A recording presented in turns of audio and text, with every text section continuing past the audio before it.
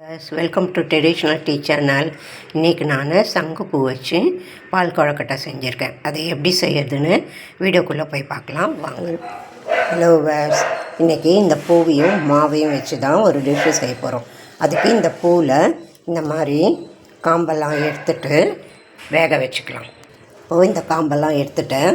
இந்த டம்ளரால் ஒரு டம்ளர் அரிசி மாவு எடுத்து வச்சுருக்கேன். வெளியில் கடையில் கிடைக்கிற அரிசி மாவு தான்.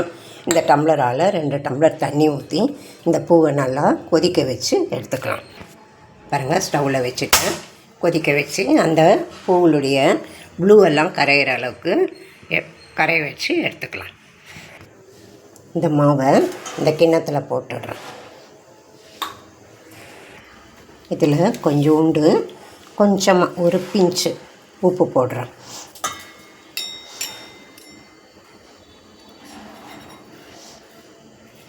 இந்த ஸ்பூனால் ஒரு ஸ்பூனு நெய் ஊற்றிக்கிறேன். நல்லா கலரிடலாம். எல்லா மாவுலேயும் படுற மாதிரி கலரிடலாம்.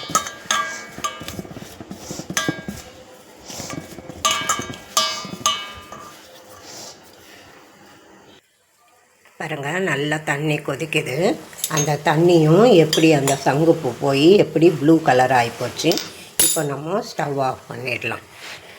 நான் வடிகட்டி ஒரு டம்ளர் தண்ணி எடுத்து வச்சுருக்கேன். இந்த மாவில் கொஞ்சமாக ஊற்றி பிசைஞ்சிக்கலாம். சுடும், அதனால் முதல்ல இந்த மாதிரி ஸ்பூனால் கரண்டிக்கலாம்.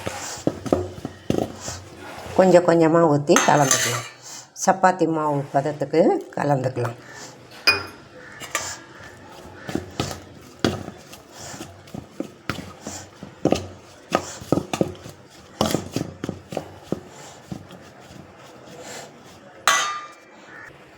பாருங்கள், ஒரு டம்ளர் அரிசிக்கு ஒரு டம்ளர் தண்ணி எடுத்து நல்லா கொதிக்க வச்சு பிசைஞ்சு எடுத்துட்டேன். இப்போது சப்பாத்தி மாவு பதத்துக்கு வந்துட்டு இப்போது நம்ம இதை சின்ன உருண்டையாக உருட்டிக்கலாம்.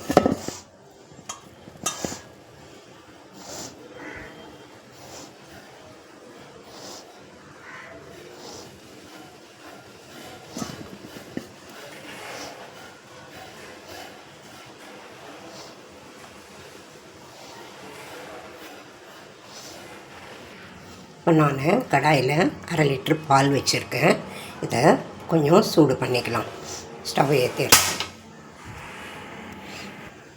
இப்போ நான் மிக்சியில் ஒரு 1/2 மூடி தேங்காவை வெட்டி போட்டிருக்கேன். இதிலே ஒரு 2 ஏலக்காவும் போட்டுடுறேன்.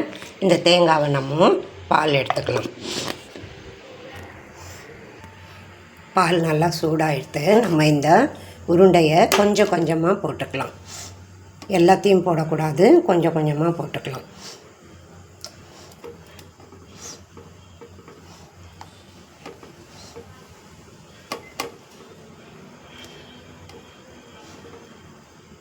இது கொஞ்சம் மேலே வந்தோடனே மிச்ச உருண்டையை போட்டுக்கலாம்.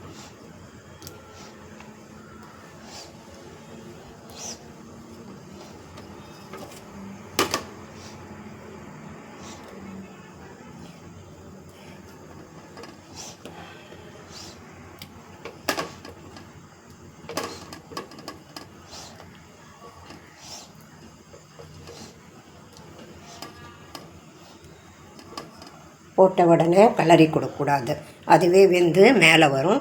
அப்போ இந்த மிச்ச உருண்டையும் போட்டுடலாம். ஸ்டவ்வை சிம்மிலேயே வச்சுக்கலாம்.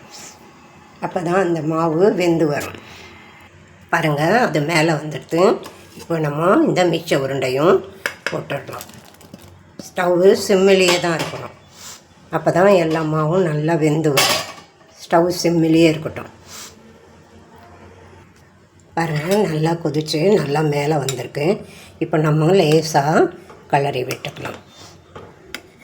ரொம்ப அழுத்தம் கொடுக்காம லேசாக கலரி விட்டுக்கலாம். எல்லாம் மேலே வந்துடுச்சு.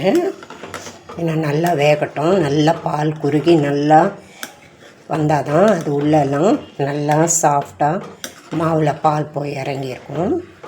லேசாக கலரி கொடுக்கலாம்.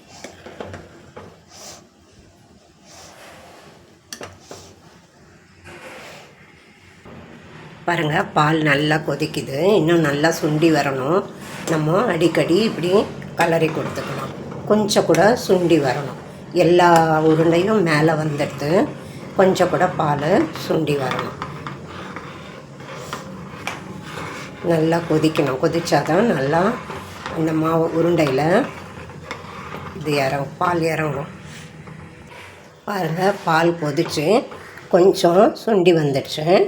பாருங்கள், இந்த திக்னஸ் வந்துடுது. இப்போ நான் எந்த டம்ளரால் மாவு எடுத்தேனோ அந்த டம்ளரால் ஒரு டம்ளர் சர்க்கரை போடுறேன். நீங்கள் 3/4 டம்ளர் கூட போட்டுக்கலாம். நான் ஒரு டம்ளர் போடுறேன். போட்டுட்டு நல்லா கலரி கொடுத்துட்றோம். பால் போட்ட பின்ன கொஞ்சம் தண்ணி ஆகிடும்மா. பால் நல்லா சுண்டி வரட்டும். அடிக்கடி கலரி கொடுத்துக்கலாம்.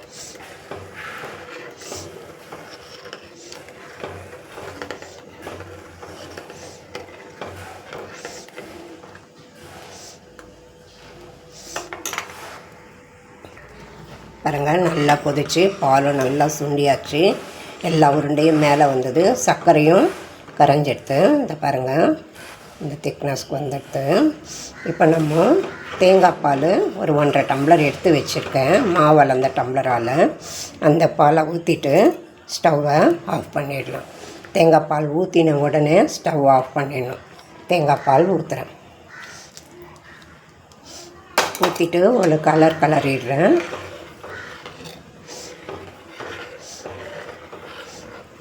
கலரிட்டு ஸ்டவ் ஆஃப் பண்ணிடுறேன். நீங்களும் உங்கள் வீட்டில் செஞ்சு பாருங்கள். எனக்கு லைக் பண்ணுங்கள், ஷேர் பண்ணுங்கள், கமெண்ட்ஸ் பண்ணுங்கள். தேங்க்யூ.